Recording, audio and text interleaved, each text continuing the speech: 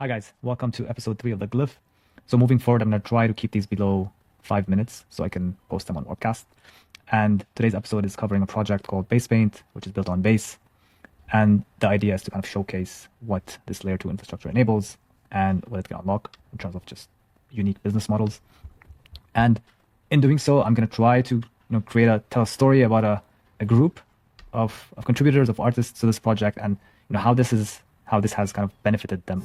Artist People, the final bid, $69 million. Oh my God, we make money because some other sucker lost more. Have fun staying. Just gonna jump into the front end. For those who don't know, every day there's a canvas, there's a theme, and there's a palette associated with the canvas. And artists can contribute to the canvas by owning an NFT paintbrush, right? So every paintbrush gives them 100 pixels. They can own multiple paintbrushes to contribute more. And at the end of the day, once the artwork is finalized, it goes to mint for $8. And this is, let's take again day 201 as an example. So 1,826 were minted, 545 artists contributed, and 4.27 ETH was generated as revenue, right? And this is dispersed pro rata between the contributors and the protocol itself, the project. So it's a real business model, right? So I'll show you an example of how this works. So this is today's theme, Crustacean Nation. I own a paintbrush. If I want to contribute, I kind of jump in and I pick one of the colors. Let's say I'm going to try not to ruin this for them. Let's say this is my contribution today. I press save, and I send the transaction. And what's cool is this is the Basepaint contract, and you can see here this is my contribution to this canvas. And if you look at the contract itself, there's so much going on. There's people minting, there's people interacting with the contract, which is this function calls usually when someone is painting or saved on the canvas. There's people buying on secondary. And then there's also people who are kind of, withdrawing their share of the revenue. So let's take, for example, this user. Let's copy this. Let's see all his interactions. So this is Lotus. He's on Farcaster. Today, he, withdrew 0.1 ETH, which is his share of his contribution on previous canvases. And, you can see he's active. He's actively on Basepaint. He's actively contributing, and he's earning his share. So it's a really beautiful sight to see. And what I did was, this is a public ledger, so all the interactions of the contracts are public.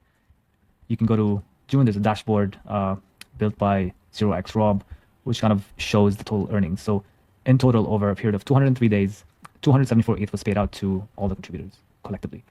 And what I did was I wanted to kind of see, some sort of trend and tell a story about these people. So I took kind of like the top 10 contributors.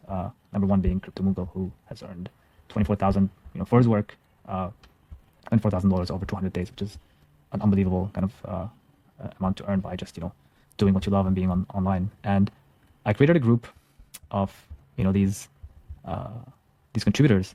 And what's interesting that you can see how active they are on the contract. They're continuously painting every day, contributing every day.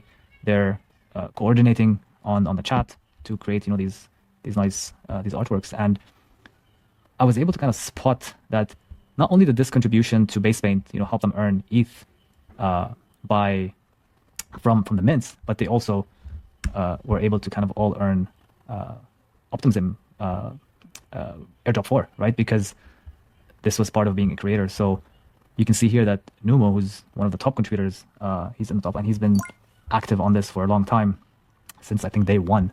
He earns 6,000 OP. That's an unbelievable amount of money. So on top of his earnings, all this activity he's been doing on Basepaint, because of the interoperability of blockchains and because of the super chain, he was able to, this contributed to his airdrop as well. So was Dean Harvey, and this person as well earned. So they all kind of, on top of their earnings, were able to earn more by just contributing to Basepaint. And it's pretty amazing that this is possible. And I can't wait to see what other things the project builds on, because I think these business models are real, are here to stay, and they're very unique. And I hope more of this is kind of created. And actually, next episode I'm going to cover another project called Speed Tracer, which has a unique business model as well. So thank you for watching.